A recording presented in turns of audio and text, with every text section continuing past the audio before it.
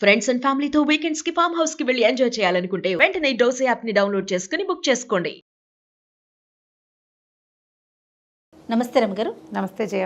ఏదైనా మంచి స్టోరీ చెప్పండి అండి. సీరియల్ చెప్దామా? షూర్, తప్పకుండా. అలాంటివే కావాలి మనకి. అంతే. ఇది కథా సరిసాగరంలోది శ్రీదత్తుడి కథ. శ్రీదత్తుడు. ఇంతకుముందు శ్రీదర్శనుడి కథ ఒకటి చెప్పుకున్నాం మనం. ఈవిడు శ్రీదత్తుడు. ఓకే, బాగుంటుంది కథ. పూర్వం మాళవ దేశంలో యజ్ఞదత్తుడని ఒక బ్రాహ్మణ ఆయన ఉండేవాడట. ఆయన చాలా పూజలు చేసి ఇద్దరు మంచి చక్కటి కుమారులని అన్నాడు. పెద్దవాడి పేరు కాలనేమి, రెండోవాడు విగత భయుడు. బాగున్నాయి పేర్లు. అయితే వీళ్ళు చక్కగా బుద్ధిమంతులుగా చదువుకున్నారు. కానీ కొంత వయసు వచ్చాక తల్లిదండ్రి గతించారు. ఓహో. వీళ్ళు ఏం చేశారంటే తమ దేశం నుంచి కొంచెం వేరే ప్రాంతానికి వెళ్ళిపోయి పాటలీపుత్రం వెళ్ళారు. ఇక్కడి నుంచి మాళవం నుంచి పాటలీపుత్రం వెళ్ళి అక్కడ ఒక గురువుగారి పంచం చేరి చదువుకున్నారు. చదువుకుంటే పిల్లలిద్దరూ చాలా బుద్ధిమంతులు, చక్కగా గట్టిగా చదువుకుంటుంటే గురువుగారు ఏం చేశాడట, తన కూతుళ్ళిద్దరిని వీళ్ళిద్దరికీ ఇచ్చి పెళ్లి చేసి తన దగ్గరే ఉంచుకున్నాడు. అయితే ఇతనికి కాలనేమికి చుట్టుపక్కల చాలామంది స్నేహితులు ఉండేవాళ్ళు. కొంచెం బాగా చదువుకున్న వాళ్ళకి డబ్బులున్న వాళ్ళ స్నేహాలు అవుతాయి, వీళ్ళ తెలివితేటలు వాళ్ళు వాడుకుంటారు కదా. తనకి చాలా కుళ్ళుబోత్తనంగా ఉండేది. ఏమిటి వీళ్ళంతా తెగ సంపాదించేసుకున్నారు, ఇదంతా డబ్బులున్నాయి, మనకి లేవేమిట్రా అని. లక్ష్మీదేవిని ఉద్దేశించి ఎన్నో హోమాలు చేశాడట.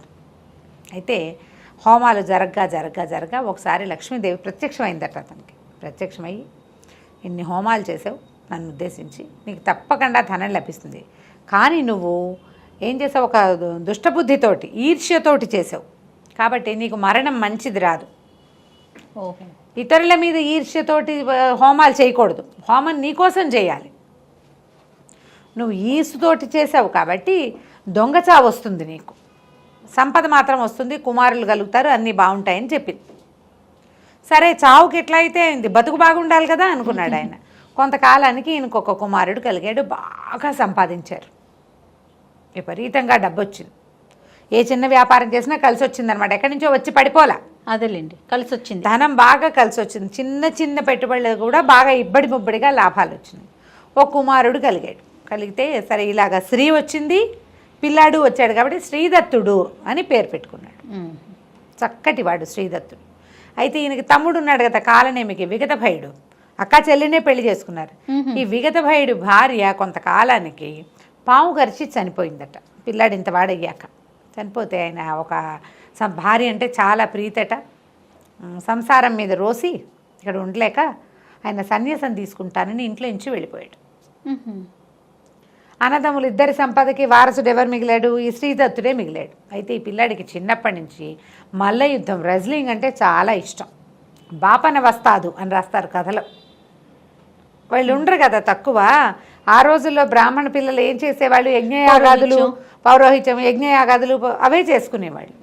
శాస్త్రం చదువుకోవటం, వేదం చదవటం, క్రమాంతం, ఘటాంతం, జనాంతం, అట్లాగా ఘన జట అలాంటివి చదివేవారు.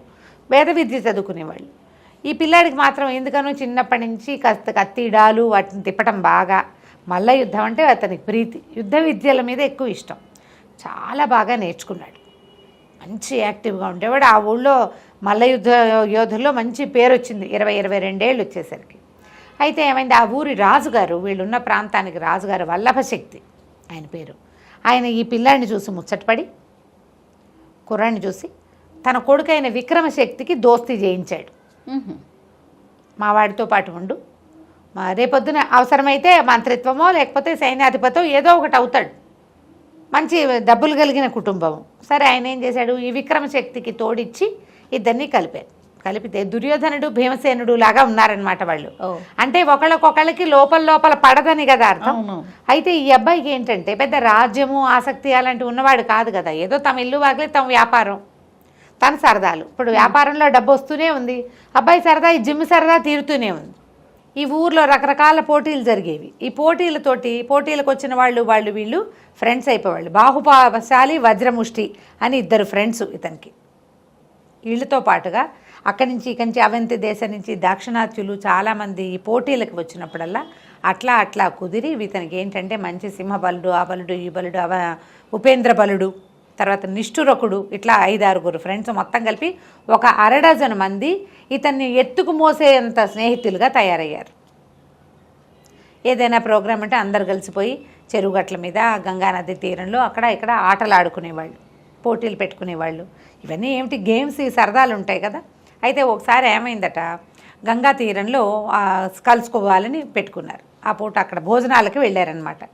వెళ్తే రాజుగారి విక్రమశక్తి తాలూకు పరివారం, అతనితో పాటు అతని అంగరక్షకులు, అతని స్నేహితులు, అతన్ని శవాష అనేవాళ్ళు, వాళ్ళు గుంపు. అక్కడి నుంచి మన శ్రీదత్తుడు ఈయన తాలూకు ఈ బాహుశాలి వీళ్ళంతా ఉన్నారు కదా, నిష్ఠురొక్కడు గ్రూపు, వీళ్ళంతా ఓ గ్రూపు 2 గ్రూపులు వెళ్ళారు.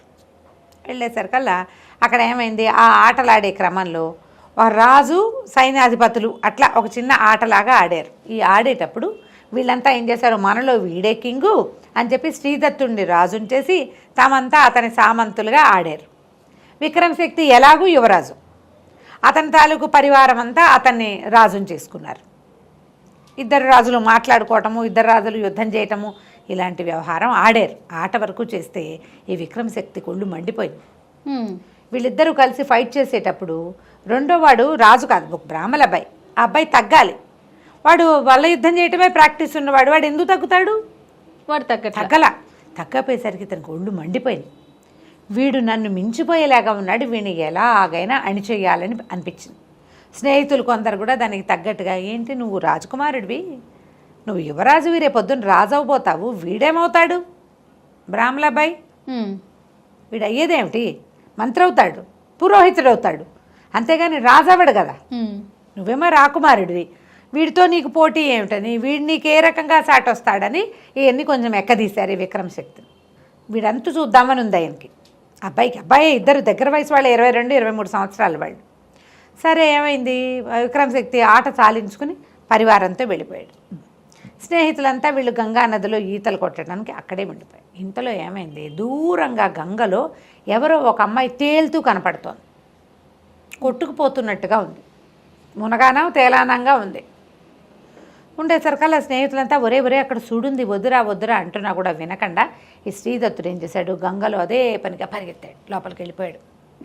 వీళ్ళు కేకలు పెట్టారు, వెనక్కొచ్చే వడి పెరిగిపోయింది, రారా అన్నారు. రాలేదు, పోలేదు. అక్కడ చుట్టుపక్కల చేరిన బెస్తవాళ్ళు వాళ్ళు ఉంటారుగా, బాబు అక్కడ అన్నీ సుడిగుండాలండి, ఆ అమ్మాయి అందులో పడిపోతుంది, ఈయన అయ్యగారు కూడా వెళ్ళిపోయాడని వాళ్ళు గోల్ పెట్టారు. లబో దిబోమన్నారు ఫ్రెండ్స్. వీళ్ళకి అతను ఆచూకీ దొరకలే. గంగలో దొరికినంత మేర ఈదేరు, చూశారు అమ్మాయి కానీ ఇతను కానీ దొరుకుతారేమో, వీరు దొరకలేదు.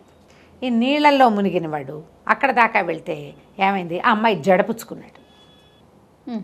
జడ దొరికింది. ఆ జడ గట్టిగా పుచ్చుకున్నాడు కానీ ఆ అమ్మాయిని ఆపలేకపోయాడు.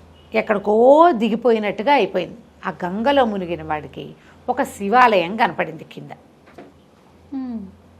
ఎక్కడో వెళ్ళిపోయాడనమాట లోపలికి. అక్కడ నీళ్లు లేవు, ఓ శివాలయం ఉంది. ఏ అమ్మాయినైతే జడ పుచ్చుకుని తను బతికించాడో ఆ అమ్మాయి కనపడలా, మాయమైపోయింది అది. ఇతను ఏం చేయాలో చుట్టూతా అంతా తోట ప్రాంగణం చాలా విశాలంగా చాలా బాగుంది. అదంతా తిరగటం మొదలుపెట్టాడు. ఇక్కడి నుంచి మళ్ళీ గంగలోకి ఎలా వెళ్ళాలో తెలియలా. మన ఇల్లు వాకిలి కాదు, ఇది మన లోకం కాదు. పోనీ ఏ అమ్మాయి వెంబడబడి తను వచ్చాడో ఆ అమ్మాయి అసలు కనపడేలేదు. ఇక ఏం చేస్తాడు, తిరుగుతున్నాడు, అటు ఇటు తిరుగుతూ ఉన్నాడు. ఏవో పళ్ళు గిళ్ళు కనపడ్డాయి, అవి కోసుకుని తిన్నాడు. ఒక బావి లాంటిది ఏదో ఉంది, నీళ్ళు చేదుకుని తాగాడు. తిరుగుతుంటే ఈ లోపల గల్లుమని గజ్జల చప్పుడు వినపడతాం. ఒక అమ్మాయి చెలికత్తెలతో కలిసి శివాలయంలోకి వచ్చింది. ఓహో. దూరంగా నిలబడి చూస్తున్నాడు. వీళ్ళు దేవకాంతలలే ఉన్నారు, మనుషుల్లాగా కనిపించట్లా. శివార్చన చేసి వెళ్ళిపోయారు. ఇతన్ని పట్టించుకోలే వాళ్ళు. సరే ఇతను ఏం చేశాడు, వాళ్ళ వెనకాల పడి వెళ్ళాడు. వెళ్తే ఒక పెద్ద రాజాంతఃపురం లాంటి అంతఃపురం. ఆ లోపలికి వెళ్తే ఈ అమ్మాయి ఏ అమ్మాయినైతే తను రక్షించాడో, ఆ పూజ చేసిన అమ్మాయి ఇట్లా పెద్ద పీఠం మీద కూర్చుంది. చుట్టూతా ఇంచుమించు 1000 మంది ఆడపిల్లలు ఉన్నారు. అంతా ఆడమలయాడమే, మగ పురుగు కూడా లేదు అక్కడ. అక్కడి నుంచి తను అమ్మాయి కేసి చూస్తున్నాడు. అమ్మాయిని కదా తను రక్షించింది, మిగిలిన వాళ్ళు ఎవరో కూడా తెలీదు. అమ్మాయిని అయితే చూశాడు తను. ఆ అమ్మాయి ఏడవటం మొదలుపెట్టింది. ఏడుస్తుంటే తనకు అర్థం కాలే, ఎందుకు ఏడుస్తుందో తెలీదు. ఏదో రక్షిద్దామని చేశాడు, తను అంతకంటే చేసింది ఏమీ లేదు కదా. అక్కడి నుంచి ఎందుకమ్మా ఏడుస్తావు అంటే, ఏడవక ఏం చేయము, మేము చాలా కష్టంలో ఉన్నాం, మేము మహాబలి మనవరాళ్ళం, బలిచక్రవర్తి మనవరాళ్ళం. మా తాతని విష్ణువు పాతాళానికి తొక్కేశాడు, మా నాన్నని విష్ణువే బాహుబాహు యుద్ధంలో ఓడించాడు. మాకేమో మేము ఏం చేయాలో తెలియని దుస్థితిలో ఉన్నాము. అయితే ఈ నగరాన్ని మా నాన్న విష్ణువు కైవసం చేసుకున్నాడు. చేసుకుని ఒక సింహాన్ని దీనికి కాపలా పెట్టాడు. మమ్మల్ని ఆ నగరంలోకి వెళ్ళనివ్వదు ఆ సింహం. మేము లోపలికి వెళ్ళడానికి వీల్లేదు, ఎప్పుడూ మేము ఆ గంగానదిలో పడి ఏడవాల్సిందే. నగరం బయట ఉన్న అంతఃపురం ఇది, ఉద్యానవనం, ఇందులో ఉంటున్నాము. నగరం లోపలికి వెళ్ళాలి. వెళ్తే మా తాతది అది, మా తాత పాలించే నగరం. మేము అక్కడ హాయిగా ఉండగలుగుతాం, మా సొంత ప్లేసు. ఆ ప్లేస్ని తప్పించుకుని మేము ఇక్కడ ఉండిపోవాల్సి వచ్చింది. ఎవరైనా సరే ఆ సింహాన్ని ఎదిరించే వాళ్ళు కావాలి మాకు, ఎవరు ఎదిరిస్తారు అని దుఃఖిస్తున్నాను అనేసరికి అబ్బాయి మంచి వస్తాది కదా, వీడు ఎదిరించడం అనగానే వీడికి ఉత్సాహం వస్తుంది. నేను ఎదిరిస్తాను, నేను ప్రయత్నం చేస్తానంటే ఏం చెప్పిందంటే మానవుడి చేతిలో మరణం ఉందని చెప్పాడు విష్ణు ఆ సింహానికి. ఎవరైతే ఆ మానవుడు ఇతన్ని ఎదిరిస్తాడో వాళ్ళ వల్ల అతను సంహరింపబడితే మాకు అతనికి శాప విమోచన అవుతుంది, మాకు నగర ప్రవేశం దొరుకుతుంది. ఇలాగని ఈ అమ్మాయి ఏం చేస్తుంది, ప్రతిసారి ఆ గంగానదిలో కనపడి ఎవడో ఒక పిచ్చి వెధవని తీసుకొస్తుంది. ఓహో, వాళ్ళ తెలివి అనమాట. వీళ్ళు ఓడిపోతే పోయినట్టు, అంతే. గెలిస్తే గెలుస్తాడు. ఎంతమంది వచ్చారో ఇప్పటికి, బాగుంది. ఇంతమంది అమ్మాయిలు వీళ్ళ దగ్గర ఉన్న నగలు నాణ్యాలకి వ్యామోహపడి ఎవడైనా చెయ్యొచ్చు. కొంతమంది భయపడి ప్రాణాలు వదిలేసేయచ్చు, కొంతమంది గంగానదిలోనే పడిపోవచ్చు, ఏదైనా కావచ్చు. సరే ఇతను ఏం చేశాడు, ఆ అమ్మాయిని వెంబడి పెట్టుకుని ఆ నగరానికి ప్రవేశించాడు. ప్రవేశిస్తే పెద్ద చండసింహం అది, ఎంత సింహమో. ఇతను ఆ సింహంతో కలబడ్డాడు. ఇద్దరు కలిసి చాలా యుద్ధం చేశారు. ఆ అమ్మాయి ఏం చెప్పిందంటే, నువ్వు కనుక ఈ సింహంతో యుద్ధం చేస్తే మృగాంకం అనే ఒక కత్తి దొరుకుతుంది ఆ సింహం వల్ల. అది నువ్వు ప్రపంచంలో ఎక్కడికి వెళ్ళినా అది నీకు జయాన్నే ఇస్తుంది అని చెప్పింది. సరే కత్తి ఏదో కూడా లభిస్తుంది, ఇప్పుడు ఎలాగో వచ్చాం కదా అదేదో చేద్దాము. పైగా ఏంటంటే ఇలాంటి ఛాలెంజెస్ మీద ఆసక్తి ఉన్నవాడు, స్పోర్ట్స్ పర్సనాలిటీ కదా అబ్బాయి పాపం. దాంతో వెళ్ళాడు. వెళ్ళి ఈ సింహంతో బాగా హోరాహోరీ యుద్ధం చేశాడు. సింహం కాస్త మరణించింది. మరణిస్తే ఒక దివ్య స్వరూపుడు వచ్చాడు, యక్షుడట అతను. ఆ యక్షుడికి విష్ణువుని ఏదో అవజ్ఞగా ప్రవర్తిస్తే, ఎక్కువ కాదు చిన్నదే, నువ్వు ఇక్కడ కాపలా ఉండు, మనిషి చేతిలో మరణం సంభవించినప్పుడే నువ్వు యక్షలోకానికి వెళ్ళగలవు అని భగవంతుడు ఇతనికి ఇచ్చాడు శాపం, అనుజ్ఞ కూడా. అందుకని అప్పటి నుంచి ఇక్కడ ఎవరు వస్తే వాళ్ళని తినేస్తూ కాలక్షేపం చేస్తోంది ఆ సింహం. సరే ఒక కత్తిని తీసిచ్చాడు, మృగాంకము దాని పేరు. ఆ కత్తిని చేతిలో పెట్టాడు. సరే ఆ కత్తి పుచ్చుకుని ఈ కన్యాంతపురంలోకి వీళ్ళంతా నగరంలోకి బిలబిల్లాడితే 1000 మంది ప్రవేశించారు, సంతోషంగా ఉన్నారు. హాయిగా 10 రోజులు 10 రోజులు అక్కడే తిరిగాడు శ్రీదత్తుడు. మెల్లిగా ఇతనికి ఏమనిపించింది, ఇక మనం భూలోకంలోకి వెళ్ళేదేముంది, ఇక్కడే ఉన్నాం, ఈ అమ్మాయిని పెళ్లి చేసుకోవటమో దీన్ని ప్రేమించడమో చేస్తే బాగుంటుంది అనిపించింది. అయితే ఆ అమ్మాయి ఏమంది, వీరి ఆసక్తిని కనిపెట్టి వేలుకు ఒక ఉంగరం పెట్టింది. ఇదేంటంటే విషహారం, ఎలాంటి విషమైనా సరే ఈ ఉంగరాన్ని చూపిస్తే పోతుంది. ఓహో, ఇది నీకు నా బహుమతి, అలాగే మంత్రం వివాహానికి ఏముంది తప్పకుండా చేసుకుందాము. ఇక్కడ ఒక బావి ఉంది, ఆ బావిలో స్నానం చేద్దు కానీ నీ కత్తి పుచ్చుకో, ఉంగరం పెట్టుకో, కత్తితోటి స్నానం చేస్తే అద్భుతమైన ఫలితం లభిస్తుందని నూతిలోకి దింపేసరికల్లా ఇతను నీటిలో బుడుంగుమని మునిగితే ఎక్కడ తేలాడంటే ఆ నీళ్ళల్లో తేల్లా. గంగానదిలో ఈ అమ్మాయిని చూసి ఎప్పుడైతే నీళ్ళల్లో దిగాడో, ఎక్కడ మునిగాడో అక్కడ తేలాడు. ఓహో, ఆ అమ్మాయితో వీడితోటి పని చేయించుకుంది అంతే. వీడిని వివాహం చేసుకుని ప్రేమించే ఉద్దేశం ఆవిడకి లేదు. కానీ తమకు చేసిన సహాయానికి ఈ విషహారమైన ఉంగరాన్ని ఇచ్చింది అతనికి. కత్తి అతను సంపాదించుకున్నదే, అతని కత్తి అతనికి ఇచ్చే పంపించేసింది. అక్కడ తేలేసరికల్లా ఈదుకుని బయటకు వచ్చాడు. గంగలోంచి బయటికి ఈదుకుంటూ వచ్చేసరికల్లా నిష్ఠురకుడు అతని స్నేహితుడు కనిపించాడు. అతని ఇంటికి నడిచి వెళ్తూ ఉంటే మన వాళ్ళంతా ఎట్లా ఉన్నారు ఏమిటి అని అడిగేసరికల్లా నిష్ఠురకుడు అన్నాడు, చాలా ప్రమాదం జరిగిపోయింది, మేము అప్పటి నుంచి వెతుకుతున్నాం, నువ్వు ఎట్లా కనపడతావు, ఏమవుతావు, ఏమయ్యావా అని మేము చాలా వెతికాం. ఏం చేయాలో తెలియని పరిస్థితిలో వెతుక్కుని మేము ఇంటికి వెళ్ళేసరికల్లా, ఇంటికి బయలుదేరాం. ఉండిపోయారు వీళ్ళు ఇక్కడ 3-4 రోజుల పాటు ఇక్కడే వెతుక్కుంటూ. అదేలే, మేము వెనక్కి వెళ్ళేసరికల్లా ఒకడు ఊళ్ళో నుంచి ఒకడు పరిగెత్తుకుంటూ వస్తున్నాడు. ఒకడు మనకు తెలిసిన వాడు ఏం చెప్పాడు, ఊళ్ళోకి వెళ్ళబోకండి, వల్లభశక్తి మరణించాడు, రాజు మరణించాడు నిన్న మొన్నట్లలో. మరణించంగానే విక్రమశక్తిని రాజుని చేశారు. అతనేమో ఇతని కోసమనే, ఈ అబ్బాయి కోసం, శ్రీదత్తుడి కోసం ప్రయత్నం చేశాడు. తండ్రి శ్రీదత్తుడు ఇంట్లో లేడని చెప్పేసరికల్లా శ్రీదత్తుని దాచి ఇలా అబద్ధాలు చెప్తున్నారని ఆయనని కాలనేమిని శ్రీదత్తుడి తండ్రిని కొరతేయించాడు. దొంగ మాటలు చెప్పాడని. లోపలికి మీరు ఊళ్ళో కనుక వెళ్ళారంటే శ్రీదత్తుడు దొరకని మిమ్మల్ని పట్టేస్తారు అని చెప్పేసరికల్లా మేము అక్కడి నుంచి పారిపోయాము. నువ్వేమైనా వస్తావేమో అనే ఆశతోటి నేను ఇక్కడ కాపలా ఉన్నాను, మనం ఇక్కడ ఉండకూడదు, మరణం దొంగ చావు లభిస్తుందని లక్ష్మీదేవి మొదట చెప్పింది కాలనేమికి, అది ఇలా జరిగిపోయింది. వీళ్ళకి ఊళ్ళో ఆసరా లేదు. ఓహో. ఈ కాలనేమి భార్య ఏమో ఈ భర్తకి ఇట్లా కొరతే కానీ గుండె పగిలి చచ్చిపోయింది.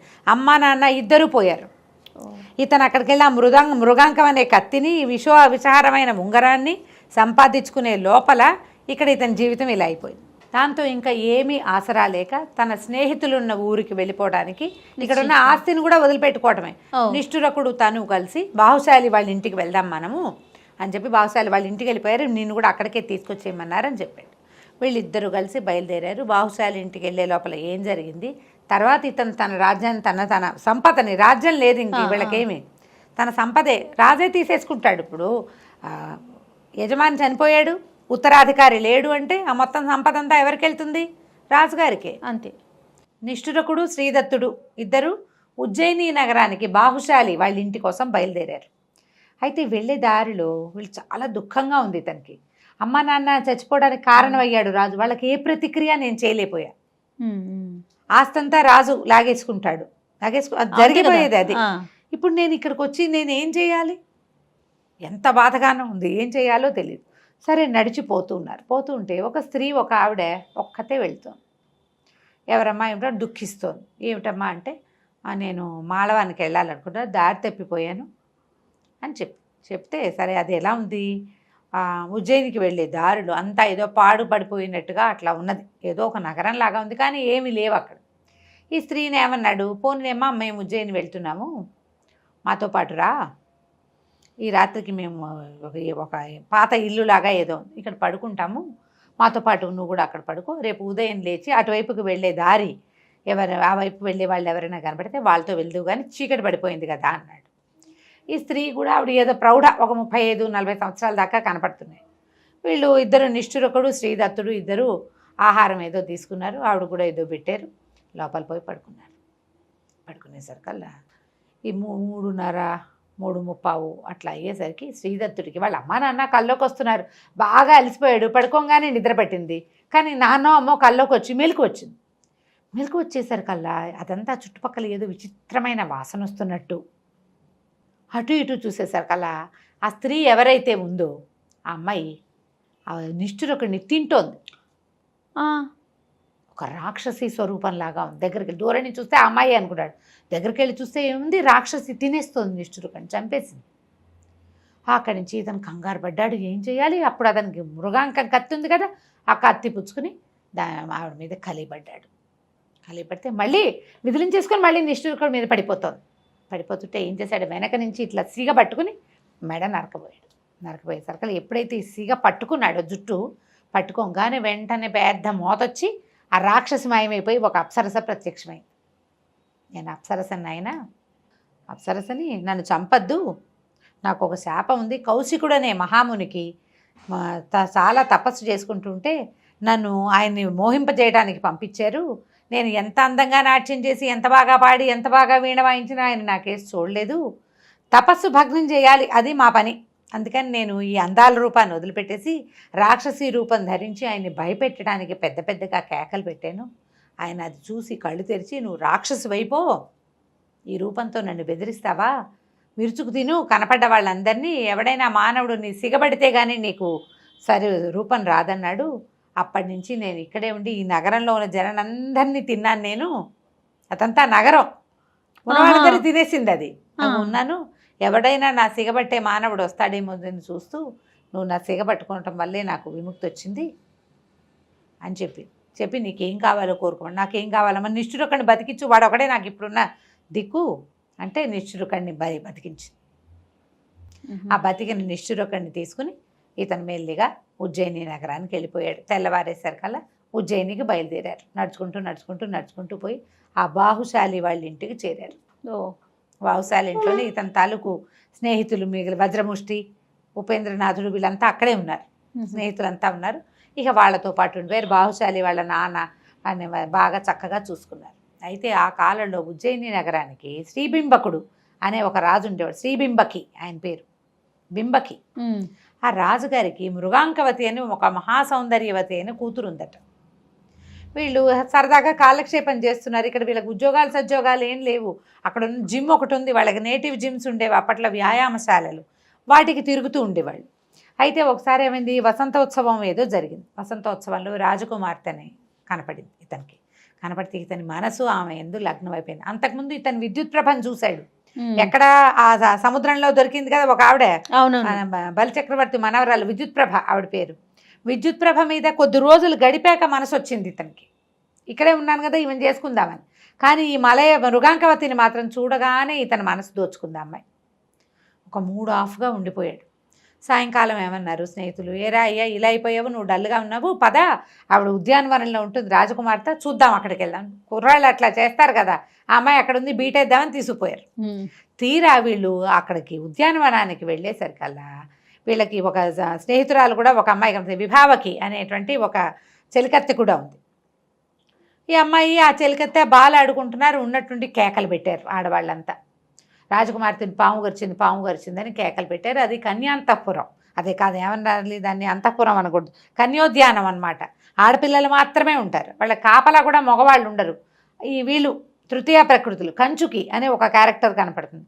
ఆ కంచుకి కాపలా ఉంటాడు, సైన్యం అంతా బయటే ఉంటుంది, వీళ్ళెవ్వరూ మగవాళ్ళు లోపలికి వెళ్ళరు. ఆ పెద్ద పెద్ద కేకలు పెట్టారు ఆడవాళ్ళంతా. రాకుమార్తెని పాము గరిచిందంటే కంచుకి హైరాన్ పడుతూ బయటికి పరిగెత్తుకొచ్చాడు.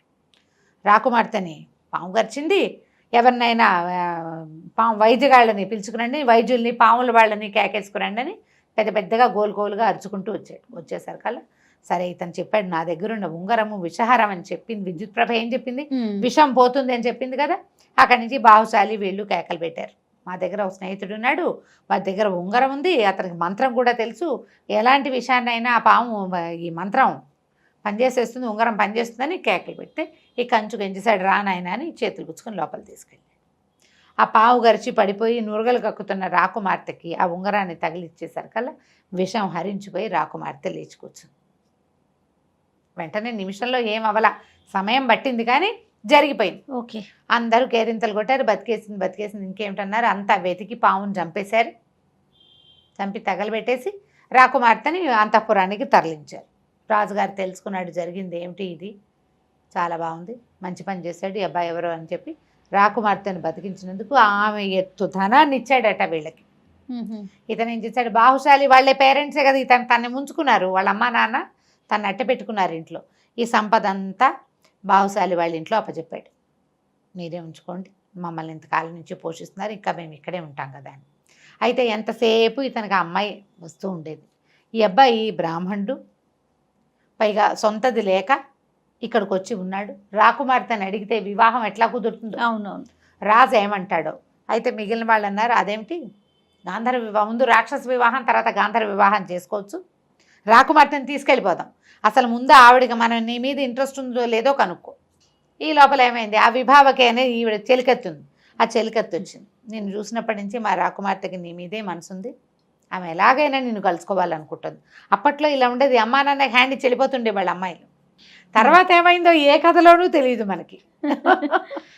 తర్వాత ఏం చేశారు అని. సరే వీళ్ళు ఏమనుకున్నారు, రాజుకు చెప్పద్దు, అమ్మాయిని తీసుకెళ్ళిపోదాం ముందు, ఇప్పుడు విషం హరించాడు కాబట్టి వాడికి ఇచ్చి పెళ్లి చేయండి అని అడిగి ఏమంటాడో, ఒప్పుకుంటారు ఒప్పుకోరు.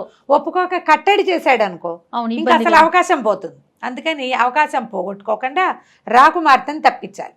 వీళ్ళు ఏమనుకున్నారు, నువ్వు ఆల్రెడీ అక్కడ కనపడ్డావు, నువ్వు కనపడక ఆ అమ్మాయి కనపడకపోతే నువ్వే తీసుకెళ్ళావని అనుకుంటారు. అందుకని నువ్వు ఊళ్ళోనే ఉండు, రాకుమార్తెని మేము తరలించేస్తాం బయటికి, ఓకే మేము బయటికి తీసుకెళ్ళిపోతాము, నువ్వు ఊళ్ళోనే ఉండు, మర్నాడు నువ్వు బయలుదేరిరా అన్నారు.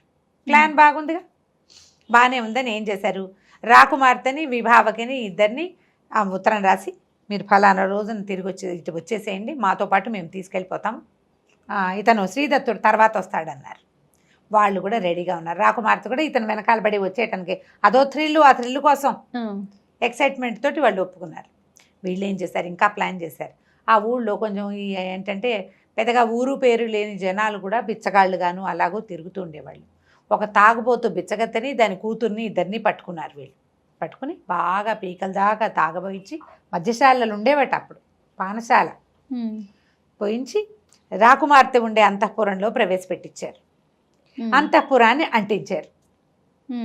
ఆ తాగుబోతు బిచ్చగత్తె దాని పుత్రిక ఇద్దరు మంటల్లో మరణించారు. రాకుమార్తె విభావకి ఇద్దరు పోయారనే సినిమా ఇచ్చారు అక్కడ. ఓహో. రాకుమార్తె విభావకి ఇద్దరు వెళ్ళిపోయారు. ఆ రోజంతా ఆ ఊళ్ళోనే తిరుగుతూ అందరికీ కనపడిన శ్రీదత్తుడు మర్నాడు సాయంత్రం బయలుదేరాడు. రాకుమార్తె చనిపోయిందని రాజు రాణి ఒక ఏడుపు ఏడ్చి ఊరుకున్నారు. జనాలంతా పాపం ఏడుస్తారు, దుఃఖపడతారు. ఆ బిల్డింగ్ అంతా బాగు చేశారు. అప్పుడు ఏమిటి, ఇవి లేవు కదా మనకి, ఫారెన్సిక్ లేవు కదా, అదొక్కటే లేనట్లుంది. అదొకటే లేదు, మిగిలిన వేషాలన్నీ అన్నీ ఉన్నాయి. అదే కదా. అక్కడి నుంచి ఇతను బయలుదేరి వెళ్ళేసరికల్లా ఏముంది, ఈ స్నేహితులంతా దెబ్బలు తగిలిపడి ఉన్నారు. ఇదేమిట్రా ఏమైంది అంటే, మేము రాజకుమార్తెను తీసుకుని బయలుదేరిపోయాము, కొంత మట్టుకు వచ్చాక ఒక రాజపుత్ర సమూహం ఒకటి వచ్చింది, అందులో ఒక క్షత్రియ యువకుడు ఒకడు ఈ అమ్మాయిని చూసి సరదాపడి మమ్మల్ని జయించి, వీళ్ళంతా ఒట్టిగా ఏదో వస్తాదులే కానీ అంత పెద్దగా కత్తు కటార్లు తిప్పగలిగేవాళ్ళు కాదు, మమ్మల్ని జయించి అమ్మాయిని తీసుకెళ్ళిపోయారు. ఓహో. ఇక ఇప్పుడు ఆ అమ్మాయి కోసం మళ్ళీ బయలుదేరాడు. వెళ్ళగా పరుగులు తీస్తూ వెళ్ళారు. ఇతను ఉండేసరికి వాళ్ళకు కూడా ధైర్యం వచ్చింది. పరుగులు తీస్తూ వెళ్ళేసరికల్లా ఆ జనాలు కనపడ్డారు. ఇతనితో పాటు కొంతమంది దెబ్బలు తగిలిన వాళ్ళేమో వెనకాల ఆగిపోయారు, ఒకళ్ళిద్దరే వచ్చారు. వాళ్ళందరూ ఉండగానే ఇతను వెళ్ళాడు. ఆ రాజపుత్రులు ఎవరైతే సమూహం ఉన్నారో, ఎవడో వాడు ఒక చమూపతి ఎక్కడో ఒకడు వాళ్ళని పట్టుకుని వాడిని కొట్టి, అతను ఆల్రెడీ ఏ గుర్రం మీద అయితే రాజకుమార్తెని మృగాంకవతిని ఎక్కించుకున్నాడో అదే గుర్రం మీద తను మృగాంకవతి ఇద్దరు ఎక్కి పరిగెత్తారు. మిగిలిన జనానికి అందకుండా అతని స్నేహితులు కొంతమంది దెబ్బలు తగిలి అక్కడ ఉండిపోయారు. మొదట దెబ్బలు తగిలిన చోట, వీళ్ళతో యుద్ధం జరిగిన చోట, అక్కడి నుంచి ఇక్కడ ఇంకొకళ్ళు ఇద్దరు ఉండిపోయారు. ఇతను మాత్రం ఈ మృగాంకవతిని ఎక్కించుకుని ముందుకెళ్ళిపోయాడు. ఆ గుర్రం కూడా బాగా బెదిరి ఇదిగా ఉంది, పరిగెత్తాక ఎక్కడో ఓ చోట ఈ అమ్మాయి నాకు నోరెండిపోతుంది, దాహం వేస్తుందంటే, సరే ఆగు మంచినీళ్ళు తీసుకొస్తానన్నాడు. ఈ లోపల ఇట్లా గుర్రం దిగేసరికి ఆ గుర్రం ఢామని పడిపోయింది. అది ఎక్కడి నుంచి తిరిగి వస్తుందో, ఈ యుద్ధంలో దానికి 2-3 కత్తిగాట్లు తగిలేసినాయి, ఏదో తిక్కగా పరిగెత్తింది, అది కాస్త మరణించింది. వీళ్ళు ముందుకు వచ్చేసారు. స్నేహితులు లేరు, తిండి తిప్పలేవు, వీళ్ళకి ఏమీ లేవు, వాళ్ళు ఏం చేయాలో తెలియని స్థితిలో మంచినీళ్ళు తెస్తాను ఉండు అని చెప్పి వెళ్ళాడు. తిరిగి వచ్చాడా? మృగాంకవతి శ్రీదత్తుడు వింధ్యారణ్యంలో ఒక మధ్యలోకి చేరారు. గుర్రం కాస్త చచ్చిపోయింది. ఆ అమ్మాయి మంచినీళ్ళు కావాలంటోంది. సరే దాహం వేస్తుంది కదా, అదే ఉండు ఇక్కడే, ఆ చచ్చిపోయిన గుర్రం గుర్తుగా ఉంది. ఆ అమ్మాయి నువ్వు చెట్టు కింద కూర్చోబెట్టాడు, మంచినీళ్ళు తెస్తానని వెళ్ళాడు. ఇంతలో సూర్యాస్తమయం అవుతూ ఉండగా ఇది జరిగింది. ఈయన నీళ్ళకి ముందుకెళ్ళేసరికల్లా సూర్యుడు వాలిపోయాడు. అడవుల్లో ఏమిటంటే సూర్యుడు కొంచెం కుంగాడంటే చటుక్కుని చీకటి పడిపోతుంది. అప్పటిదాకా ఏంటో వెలుగున్నట్టే ఉంటుంది, ఒక్క దెబ్బకి మొత్తం చీకటి. ఈయనకి మంచినీళ్ళు అయితే దొరికాయి కానీ దారి దొరకల. ఆ మృగాంకవతి ఎక్కడుందో వెతికి తిరిగి ఎట్లాగో తెల్లవారుజాముకి తన గుర్రం చచ్చిపడి ఉన్న చోటికి వచ్చాడు. తెల్లవారుజాము అంటే 3:30-4 అయ్యేసరికి వెలుగు రావడం మొదలు పెడుతోంది. చచ్చిపడిన గుర్రం అక్కడే ఉంది, మృగాంకవతి లేదు.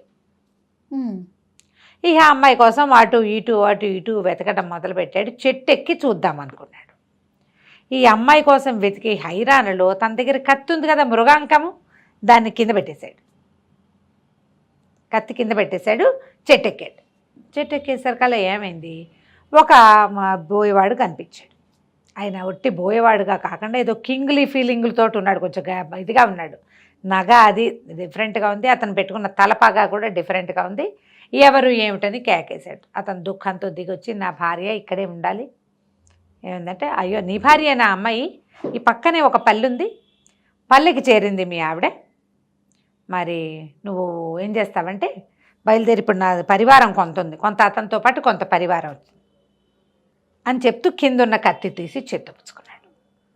కత్తి తను తీసుకుని, నువ్వు వెళ్ళు, నీ కత్తి నా దగ్గర ఉండీలే, నేను ఉంచుకుంటాను, దుఃఖంతో ఉన్నావు, కత్తే మోస్తావు అవును కదా పాపం, అంచేత కొంత పరివారంతో కలిసి మా బోయపల్లెకి వెళ్ళిపో, అక్కడ ఉండు, నేను వస్తాను, మీ భార్య కూడా అక్కడే ఉందని చెప్పాడు. చెప్పేసరికల్లా సరే ఒప్పుకున్నాడు. ఈ దుఃఖము, అయ్యో ఇంత దూరం అమ్మాయి వచ్చిన దగ్గర నుంచి కష్టాలుగానే ఉన్నాయి. అవును, ముందు వాడెవడో ఎత్తుపోయాడు, ఇప్పుడు వీడెవడో మా ఊళ్ళో ఉందంటాడు. సరే ఏం చేస్తాడు, కాళ్ళు ఈడ్చుకుంటూ ఆ పరివారంతో కలిసి పోయాడు. ఈ రాజుగారు వెళ్ళిపోయాడు. ఈ వెళ్ళిపోయిన వాడి పేరు శ్రీచండు. అక్కడి నుంచి తీసుకుపోయారు. ఎక్కడో ఉంది ఆ పల్లె, ఒక దాంట్లోకి ప్రవేశపెట్టారు. కాసేపు విశ్రాంతి తీసుకోమన్నారు. ఈయనేమో పడుకున్నాడు. రాత్రంతా అడవిలో నడిచాడా? అంతకుముందు రోజంతా యుద్ధమా? రాత్రంతా నడిచాడా? పొద్దునంతా ఏడ్చాడా? మధ్యాహ్నం అక్కడికి వెళ్ళేసరికల్లా వాళ్ళు ఇచ్చిన మంచినీళ్ళు మజ్జిగ ఇంకేదో పుట్టతైనా పుచ్చుకునేసరికి ఒళ్ళు తెలియని నిద్ర. భార్య ఇక్కడే ఉందన్న నమ్మకం, అమ్మాయి అక్కడే ఉందని. కత్తి లేదు, పెళ్ళాము లేదు, పడుకుని నిద్ర మాత్రం వస్తుంది. మరి సహజం కదా మనుషులకి. పడుకుని నిద్రపోయాడు. సరే నిద్ర లేచి చూసుకుంటే కన్ను చీకటి పడుతోంది. మధ్యాహ్నం పడుకున్నాడు కదా, లేచి చూసేసరికల్లా కాళ్ళకి 2 సంకెళ్ళేస్తున్నాయి. ఓహో. వెంటనే వెతకనందుకు భార్య శిక్ష ఇస్తుందా అన్నట్టుగా 2 కాళ్ళకి సంకెళ్ళున్నాయి. గింజుకున్నాడు, లాక్కున్నాడు. ఎవ్వరూ పలకలా, ఎవ్వరూ రాల. పూట గడిచిపోయింది. ఇతను అరుస్తున్నాడు, కేకలు పెడుతున్నాడు. ఏమీ లేదు, భోజనం మాత్రం తీసుకొచ్చేస్తున్నారు. అక్కడి నుంచి అమ్మాయి ఏం చెప్పిందంటే, ఒక అమ్మాయి వచ్చి అయ్యా నీ భార్య మాకు దొరకలేదు. ఈ మా రాజు శ్రీచంద్రుడు సకల సద్గుణ సంపన్నుడు, సకలంగా అన్ని కళలు ఉన్నవాడు, తర్వాత ఏమో ఇంకా ఏమిటి అంటే సౌందర్యవంతుడు అయినటువంటి క్షత్రియుణ్ణి చండికకి బలివ్వటం కోసం నిన్ను పట్టుకొచ్చాడు. అందుకే నిన్ను మేపుతున్నారు ముప్పొద్దుల. నిన్ను బలిచ్చేస్తాడు. అదే జరగబోతోంది. నువ్వు అతన్ని కాదని ఇక్కడి నుంచి వెళ్ళలేవు. పరమ క్రూరుడు అని ఏం చెప్పిందంటే, ఈ శ్రీచంద్రుడికి ఒక కూతురు ఉంది సుందరని. నిన్ను చూసిన దగ్గర నుంచి నీ మీద మనసు పడింది. ఓహో. ఆమెను పెళ్లి చేసుకో. గాంధర్వ విధిని వివాహం నీతో వస్తుంది, నీ దగ్గరకు వస్తుంది. ఏదైనా కాలక్రమాన అవకాశం ఉంటే చూద్దాం, లేకపోతే ఆమె కోరిక తీరుతుంది. కనీసం ఎలాగో చచ్చిపోతావు నువ్వు అనేసరికి ఒప్పుకున్నాడు. సాయంత్రం అయ్యేసరికల్లా చక్కగా సిగ్గులు మొగ్గవుతూ ఆ శ్రీచంద్రుడి కూతురు వచ్చేసింది లోపలికి. ఒక సంఖ్యలో ఊడదీసేది, ఒకదాని సంఖ్యలో ఊడదీసేది. రాత్రిలో అతనితో గడిపి వెళ్ళిపోయేది. నెల రోజుల పైన గడిచిపోయినాయి. పొద్దున్న శుభ్రంగా తినేవాడు, పడుకునేవాడు, వెలుకుగానే ఉండేవాడు, కూర్చుని ఉండేవాడు. వదిలిపెట్టలేదు. 2-3 నెలలు పోషించి ఇంకా నున్నగా చేశాక అప్పుడు బలి ఇవ్వాలి. ఇతను క్షత్రియుడు కాదు, మనకు తెలుసు కదా, బ్రాహ్మణ యువకుడు. బ్రాహ్మణైనా క్షత్రియుడినైనా ఇవ్వచ్చు, రాజోచితమైన వేషం వేసి వాడిని బలిస్తారనమాట. అక్కడి నుంచి ఏమైంది, గడిచిపోయినాయి రోజులు. ఆ అమ్మాయి కాస్త నెలదప్పింది. అది తెలుసుకున్న ఆయన భార్య, శ్రీచంద్రుడి భార్య సుందరి తల్లి ఏం చెప్పిందంటే, మా ఆయన కటిక దుర్మార్గుడు నాయన, నువ్వు అల్లుడు బన్ని ముద్దు కొద్దీ నిన్ను పంపించేద్దాం అనుకుంటాను. మా ఆయన నమ్మడానికి వీల్లేదు. నా పిల్ల గర్భవతి అయినప్పటికీ నిన్నేమన్నా చంపేస్తాడేమో, ఎందుకంటే చండికకి మాట ఇచ్చున్నాడు ఒకడిని బలేస్తానని.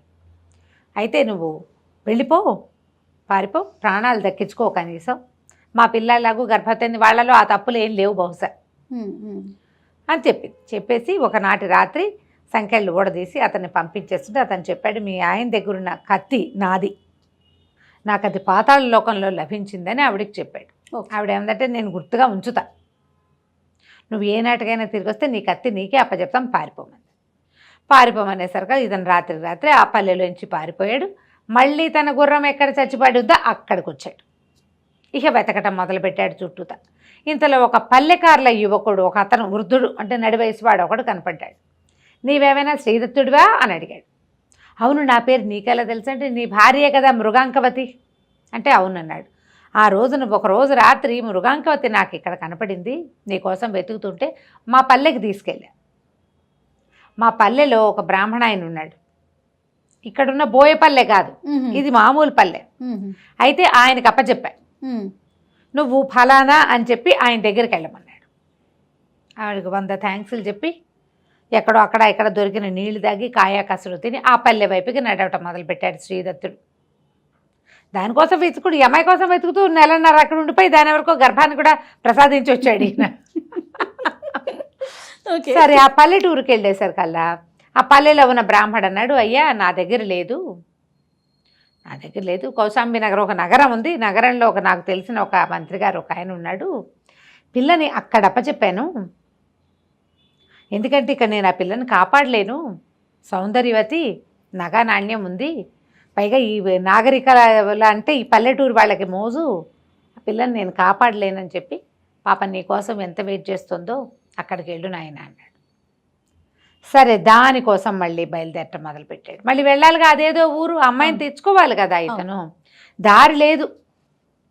ఇతనికి వేరే దారి లేదు పాపం. ఇక చచ్చినట్టు అక్కడి నుంచి బయలుదేరాడు. అతను చెప్పిన నగరం ఏమిటంటే మధురా నగరం. మధురలో రాజుగారికి మంత్రిగాను ఉపాధ్యాయుడుగాను ఉన్నటువంటి ఒక ఆయనకి అప్పచెప్పాను అన్నాడు. సరే ఈ రాత్రి ఇక్కడే ఉండు నాయన మా దగ్గర, పడుకో, రేపు పొద్దునే మరి విశ్రాంతి కావద్దు, ఇదంతా నడక కదా. అవును. సరే రాత్రికి అక్కడ ఉండిపోయాడు. వాళ్ళు ఏంటో ఏదో తిని పడుకున్నాడు. మర్నాడు పొద్దున బయలుదేరాడు. ఇక నడవగా నడవగా నడవగా నడవగా రోజులు గడిచాక మొత్తానికి మధురాపురం చేరాడు. ఆ మధుర ఊరికి బయటనే ఒక పెద్ద దిగుడు బావి ఉంది, బాగా నిర్మలమైన జలం. సరే ఇతను ఏమంటున్నాడు, హాయిగా స్నానం చేద్దామని ఆ జలానికి దాంట్లోకి దిగాడు, దిగుడు బావిలోకి. అప్పట్లో ఎలా ఉండేవి, పెద్ద పెద్ద బావులు, లోపలికి ఇట్లా మెట్లుండి తాగడానికి వీలు, లోపల చక్కగా అంటే స్నానం చేసిన నీళ్లు విడిగా వచ్చేసేటట్టు అట్లా ఏర్పాట్లు కూడా ఉండేవట అప్పుడు. కిందకి వెళ్ళి అందులో దిగి స్నానం చేశాడు, కాస్త దాహం తీర్చుకున్నాడు, నీళ్ళు పోసుకున్నాడు. అక్కడి నుంచి ఏం చేశాడు, పైకి వచ్చి కాస్త విశ్రాంతిగా కూర్చున్నాడు. కూర్చునేసరికల్లా అక్కడ ఒక ఉత్తరీయం ఒకటి కనపడింది. దానికి ఒక నగ కట్టి ఉంది.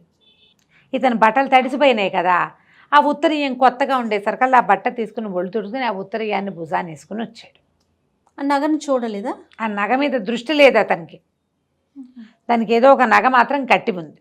ఎవరిదో మనకేం తెలుస్తుంది, అది దొంగ వస్తువో దొర వస్తువో చూస్తే తెలియదు కదా, ఎవరికైనా పట్టుబడ్డప్పుడు తెలుస్తుంది.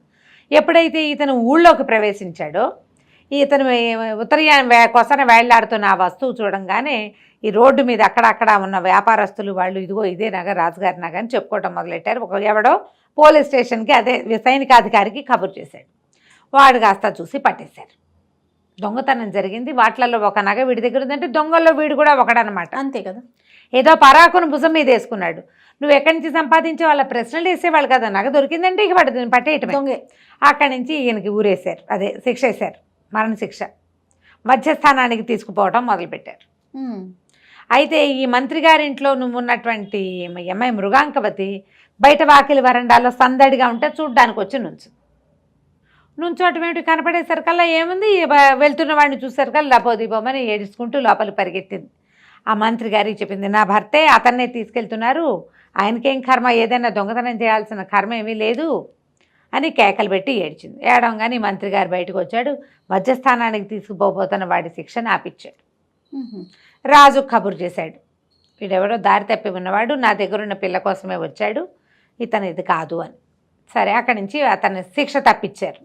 ఎక్కడిది ఈ వస్తువు ఏమిటని విచారణ చేశారు. ఫలానా దిగుడు బావి దగ్గర ఉంది, ఈ ఒక వస్తువు ఉత్తరీయానికి కట్టుంటే బట్టలు తడిసి ఉన్నాను నేను, నా దగ్గర మారు వస్త్రం లేదు, నా బట్టలు ఆరేసుకోవడం కోసం ఈ ఉత్తరీయాన్ని కట్టుకున్నాను, తర్వాత దాన్నే నేను భుజాన్ని వేసుకుని వచ్చాను. మరి ఇప్పుడు పొడి బట్ట కట్టుకున్నారు, తడి బట్టలు పిండి ఆరేస్తారు, ఆ బట్టలు ఆరేదాకా అక్కడ కూర్చున్నారు, ఆ బట్ట కట్టుకున్నాడు, ఈ ఉత్తరీయాన్ని వదిలేయకుండా తెచ్చేశాడు. అది జరిగింది.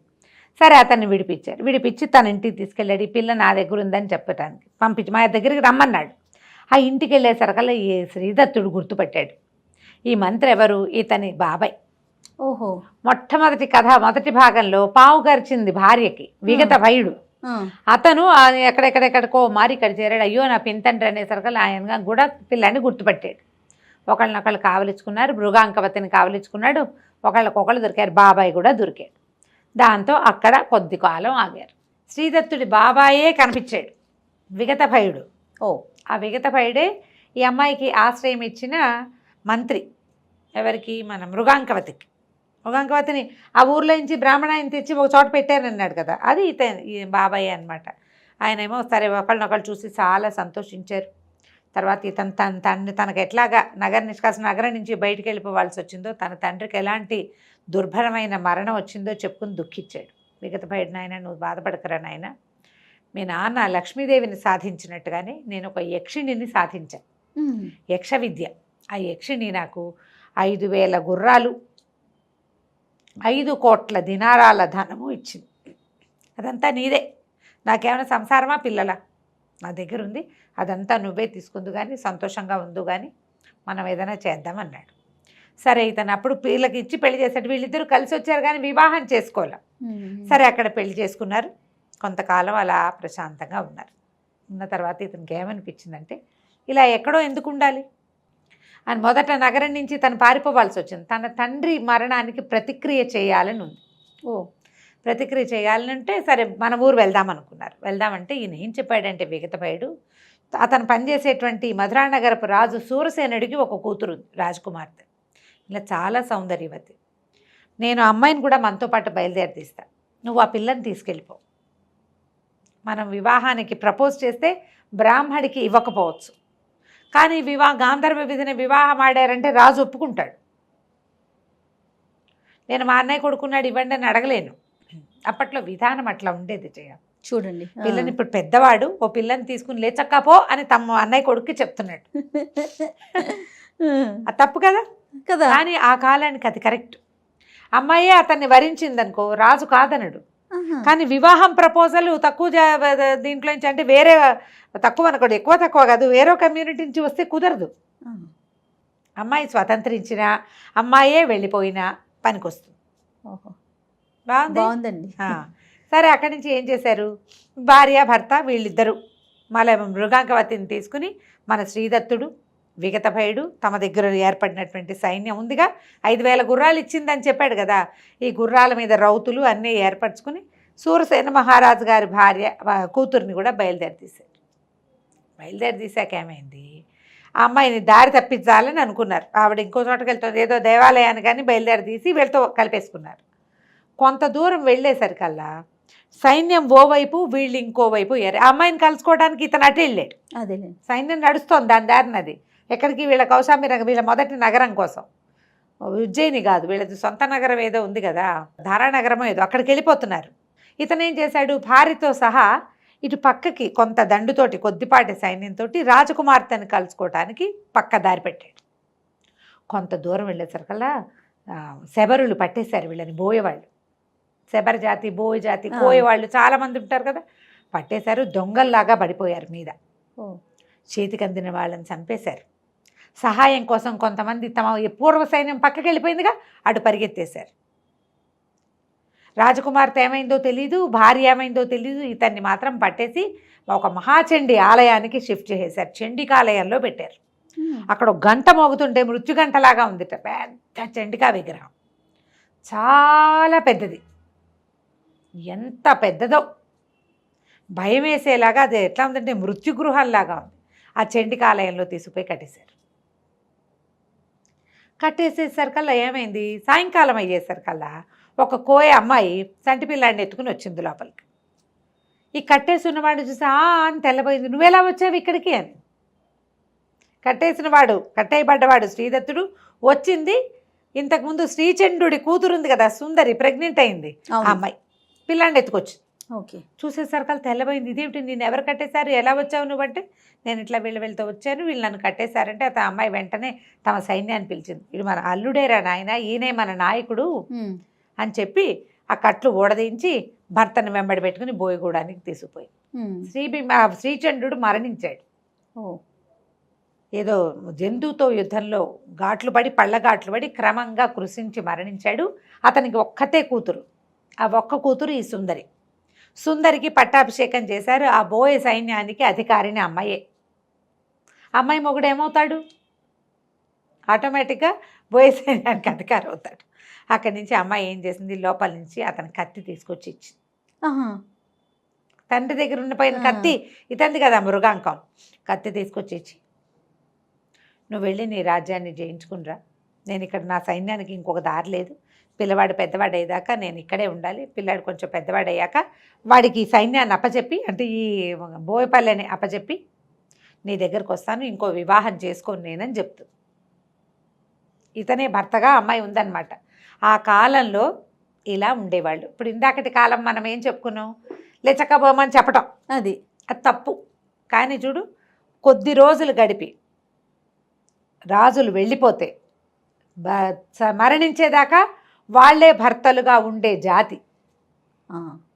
మనం దీంట్లో చూస్తాం, మహాభారతంలో హిడింబి, ఆవిడ రాక్షస కాంత, భీముడితో గాంధర్వ విధిని వివాహం చేసుకుంది. వాళ్ళ అమ్మ అన్నయ్యలు ఉన్నారు, తమ్ముళ్ళు ఉన్నారు కాబట్టి దండలు మార్చుకుని పెళ్లి చేసుకుని ఉంటారు. ఆవిడకు ఒక సంతానం కలిగేదాకానే ఉన్నారు. సంతానం కలిగాక భీముడు వచ్చేసాడు. ఆ తర్వాత మళ్ళీ భీముడు వెళ్ళి హిడింబిని కలిసిన కథ అసలు మనకు కనపడదు. కానీ ఆవిడ భీముని భార్య, ఆ పిల్లవాడు భీముడి కొడుకు. మళ్ళీ ఆవిడ పెళ్లి చేసుకున్న దాఖలాలు లేవు, ఎక్కడా లేవు. ఎక్కడా లేవు. మత్స్యవ్యాయోగం అని భాసుడు రాసినటువంటి ఒక నాటకం ఉంది. ఆ భాసనాటక చక్రంలో, భాసనాటక చక్రం చాలా అద్భుతమైన బోల్డ్ అని రకరకాల నాటకాలు ఉన్నాయి. అందులోది ఈ మధ్యమ వ్యాయోగం. అందులో భీముడు వెళ్ళి ఘటోత్కచుడిని హిడింబిని కలిశాడన్న ఒక కథ, నాటకీయమైన ఒక కథ రాశారు. అలాంటి కథల్లో తప్ప మహాభారతం మెయిన్ థింగ్లో అసలు వీళ్ళు వాళ్ళు కలిసిందే లేదు. అతను మాత్రం తన తండ్రి తన బాబాయిలు యుద్ధం చేస్తుంటే వాళ్ళకి సహాయం చేయడానికి వచ్చి మరణించాడు ఘటోత్కచుడు. మన ఘటోత్కచుడు కుమారుడు కూడా వచ్చాడు తన తాతల్ని హెల్ప్ చేయడం కోసం. చూడు ఇది ఎట్లా ఉంది. అవును అవును. మన అర్జునుడు వెళ్ళి నాగకన్య ఉలూచిని వివాహం చేసుకున్నాడని, ఇంకెవరినో వివాహం చేసుకున్నాడని, బభ్రువాహనుడు పుట్టాడని, వాళ్ళు కూడా వీళ్ళకి భార్యలుగా అలాగే ఉండిపోయారు. మళ్ళీ పెళ్ళిళ్ళు అవి లేవు.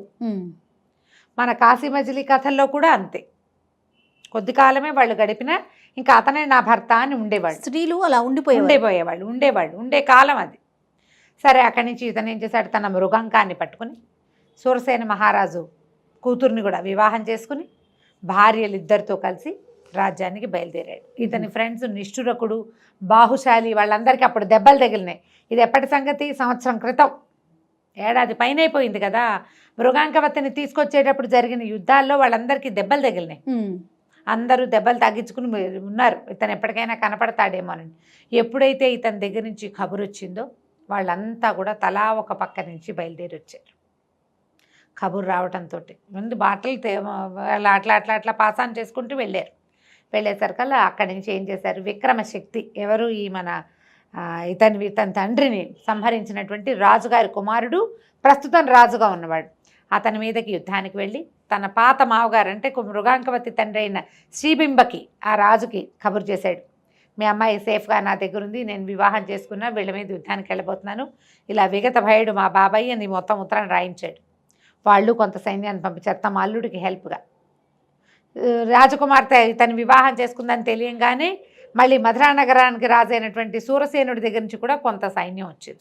ఈ ఇన్ని సైన్యాలతోటి విగత భయుడు ఇచ్చినటువంటి ఆ మహాసైన్యంతో ఇతను వెళ్ళి ఈ మా నగరం మీద యుద్ధం చేసి, దారానగరం మీద మొత్తానికి విక్రమశక్తిని సంహరించి ఆ రాజ్యానికి రాజయ్యి తన స్నేహితులను అక్కడ కొంతమందిని ప్రతిష్ఠ చేసి, ఇప్పుడు శ్రీబింబకి ఆడపిల్లలే, సూరసేన మహారాజుకి ఆడపిల్లే, ఈ 3 రాజ్యాలకి రాజయ్యి ఎంతో కాలం హాయిగా ఉన్నాడు. కథ కంచికి మనం ఇంటికి. సూపర్. నమస్తే రమగారు. నమస్తే.